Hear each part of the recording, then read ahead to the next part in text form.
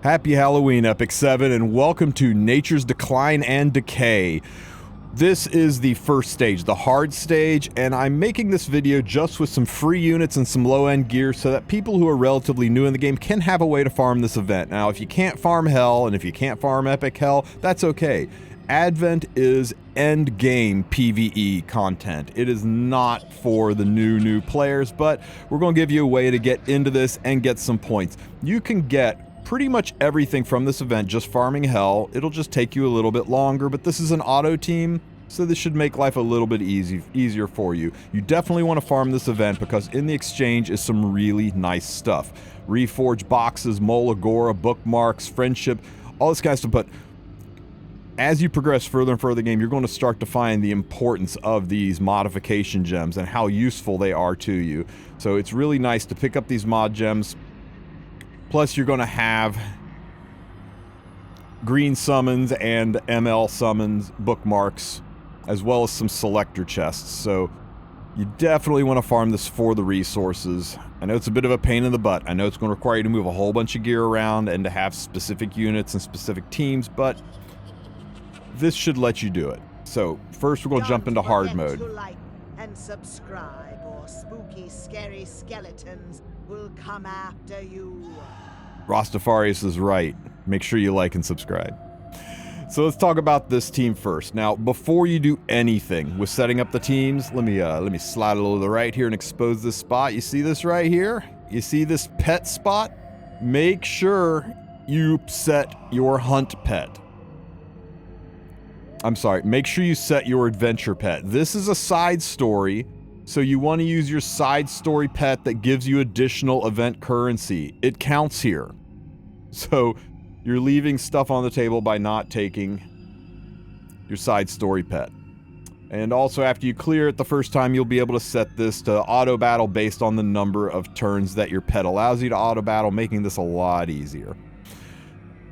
Now for team 1, we're just going to go with a simple Tamarin, Adventurer Ross, and Commander Lorena. Everybody should have these units. If you don't have Commander Lorena, any high-end DPS should work. Ideally one with a self-cleanse. You got Zahak, that's probably ideal, but just slap whatever strong DPS unit you got. But if you don't have Commander Lorena yet, go get Commander Lorena. You're going to find just about every single guide out there involves her in some way, shape, or form. Even when you reach the end game, even 5 years from now, you'll still be using this unit. So definitely worth picking up Commander Lorena, but any high-end DPS unit should work in her place. As for the stats, my stats are terrible. Hopefully you can do better than this. I just slapped, this is my normal Tamarin. Normally she's built really well, but I took her shoes off. So now she no longer has a speed set. Now she's really thin. Now, I think you should be able to build better than any of these units, even using Goblin gear. I could have re-geared everything with Goblin gear, but I was in a bit of a hurry, so I just took everybody's shoes off to show that even with the most important piece of gear gone, I'm still able to do this. So hopefully this gets you an obtainable set. As for an artifact, I put a Prophetic Candlestick to help cycle her skills a little faster. I found I didn't even need it. If you want to make this a little bit cleaner, you could put Acades or Mascot Hazel in the front, but pretty much everybody has Tamarin, so I'm using her. Adventurer Ross is just here for a potential defense break, which isn't really necessary, and to assist with the dual attacking with Commander Lorena, give some extra damage. Please build a better Adventurer Ross than this. This Adventurer Ross has nothing. He is the thinnest, no damage, no speed.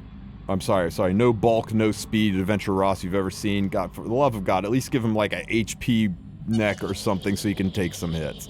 I do have him on Midnight Bloom just for the extra crit chance because my Commander Lorena, now that she is missing her boots, my Commander Lorena is only at 85% crit chance, so the Midnight Bloom gets her up.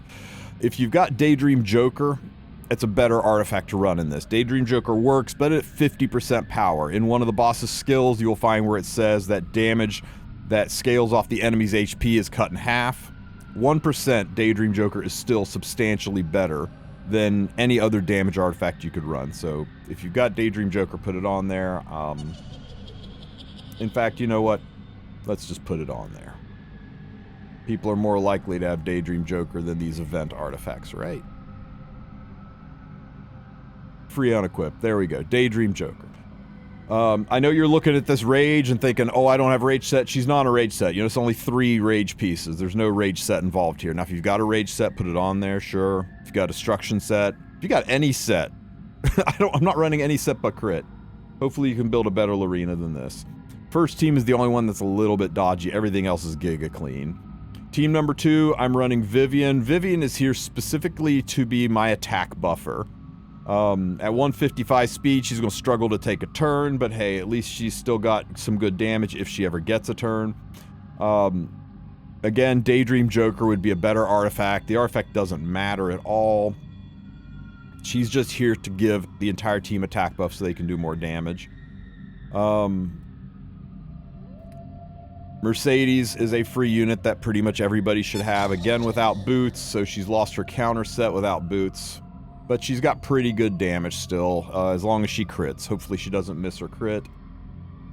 And to get the double fire unit to get a little bit of an HP bonus, I went ahead and used Bomb Model Kana. Again, this is a relatively free unit. You can get her through the connections. I had her on Bloodstone, but I felt that was cheating. I felt people would say, oh, I don't have Bloodstone, so I'm not giving her an artifact at all. So, she has got no speed set, she's got no artifact, she's still pretty good damage, although, again, her crit chance is a little bit dodgy.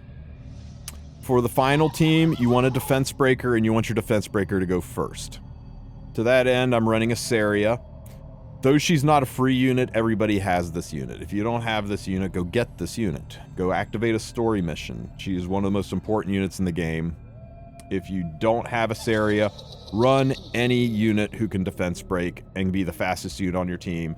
90% effectiveness. The boss on hard mode has 50 ER, so you only need 35 effectiveness for maximum chance to debuff. If you've got the Song of Stars artifact, run it.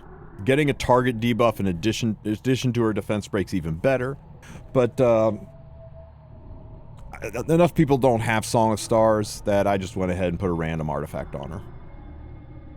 And then you want 2 good damage dealers. My first damage dealer is Sirmia, who is just a fantastic strong damage dealer. Yeah, she's got Rage set, but you know what? She doesn't need it. Now she's got no Rage set and she's missing 2 pieces a gear. Gotcha. Daydream Joker would be a better artifact, but she's got the Strawberry Cake because a lot of people don't have multiple Daydream Jokers. You can put any damage dealing artifact on her, just something that gives a little bit extra damage to her attack, and you're good to go. And last, we're going to run Zealot Carmen Rose. Zealot Carmen Rose has no sets at all. She's got Rage set, but not enough to get the Rage bonus. She's got a Pen piece, but not enough to get the Pen bonus. She got 1 speed set, which does nothing. Caladra artifact, that's good damage. Daydream Joker is still better. Any artifact that does additional damage should help. Now with my pet set, my team set, I can go ahead and hit start, and we'll see if this team works. It's natural for everything to change. You are the only ones trying to remain the same. Embrace the cycle of life and death. Okay, in we go. So the boss is going to start, put Stigma on the highest attack unit, and start doing damage. We'll go up here and click auto. Tamarin tops off the healing. Ross gives everybody a defense buff. Basically saying stick whatever I have on them as far as gear. Yes. Another hit. Lorena's starting to get hurt. The Stigma kind of sucks. Hurts her CR pushing a bit. S3, yeah, about, what's that, about 8% damage in 1 hit. Tam tops off again. If we get a defense break, we did not get the defense break. If you stick the defense break there, you've pretty much pushed phase already. But even without the defense break sticking, hopefully we got enough to push out of this phase. And there we go. Now we're out of this phase with gear as bad as that. You can tell with the defense break we definitely would have cleared. Bomb Model Kana goes first, doing her S3, laying down a speed buff on everybody. Vivian uses her S3. Now we've got an attack buff and immunity on everybody. Magic for Friends popping off. Even if Magic for Friends hadn't gone off, Mercedes would have done this attack and killed the mushrooms. And now it's just a matter of time until the boss is dead. There we go. Now we're on to phase 3. That fast, that clean. This phase, all that matters is that you have somebody who sticks a defense break, and then 2 really good damage-dealing units. To be honest with you, a well-built Sirmia alone should one-shot this. If she doesn't miss her crit, because we're only running 50% crit chance on Sirmia. That's pretty sad.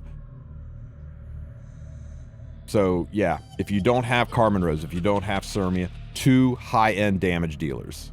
High-end, really good nuking damage dealers. Zahak, Watcher Shuri, Sid, Sigrid. Just put some serious damage on there and you'll be able to clear this final phase. And you can do it on full auto. And you get your decaying twigs. 69 of them. Nice. And you'll also be able to farm these mod gems and get a good chunk of gold. I hope this guide helps the new players out. I hope this helps you farm your Advent, even if you just started recently.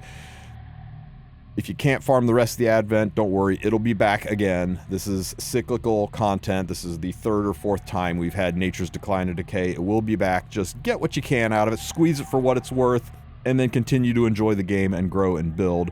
Don't forget to like and subscribe. You guys have a great rest of your day.